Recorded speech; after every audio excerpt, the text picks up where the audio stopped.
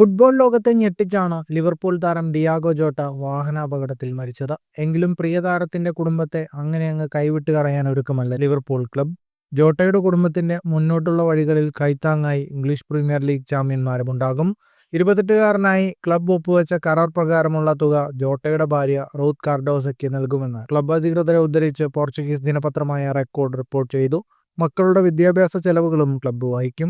ജോട്ടയുമായി Liverpool 5 വർഷത്തെ കരാറിലാണ് ഒപ്പുവെച്ചത്. 5 വർഷത്തെ കരാറിൽ 2 വർഷം കൂടി ബാക്കിയുള്ളപ്പോഴാണ് ചൊവ്വാഴ്ച ജോട്ടയുടെ ദാരുണ മരണം. ജോട്ടയും പോർച്ചുഗലിലെ പ്രൊഫഷണൽ ഫുട്ബോൾ താരമായ സഹോദരൻ ആന്ദ്രേ സിൽവയും സ്പെയിനിലെ സമോറയ്ക്കടുത്തുണ്ടായ അപകടത്തിലാണ് മരിച്ചത്.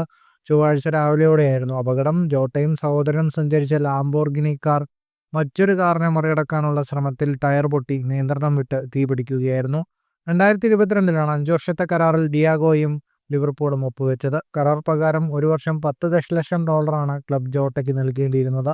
2 വർഷത്തേക്ക് $20 മില്യൺ. ഇത്രയും തുകയാണ് ലിവർപൂൾ തങ്ങളുടെ പ്രിയതാരത്തിന്റെ വിധവയ്ക്ക് നൽകുക. ഇതിനു പുറമെയാണ് 3 മക്കളുടെയും വിദ്യാഭ്യാസ ചെലവുകൾ പൂർണ്ണമായും ക്ലബ് ഏറ്റെടുക്കുന്നത്. ഇവർക്കായി പ്രത്യേക ഫണ്ടും ലിവർപൂൾ കരുതി വെക്കുമെന്നും റിപ്പോർട്ടുകളുണ്ട്. ലിവർപൂൾ 2020-ലാണ് ജോട്ടയെ ആൻഫീൽഡിൽ എത്തിക്കുന്നത്. ക്ലബിനായി 182 മത്സരങ്ങളിൽ നിന്ന് 65 ഗോളുകൾ നേടിയ ഡിയാഗോ പോർച്ചുഗൽ ദേശീയ ടീമിനായി 49 മത്സരങ്ങളിലും കളിച്ചു. ഫുട്ബോൾ ലോകത്തെ കൂടുതൽ വാർത്തകൾക്കും വിശേഷങ്ങൾക്കുമായി സ്പോർട്സ് കഫേ സബ്സ്ക്രൈബ് ചെയ്യുക.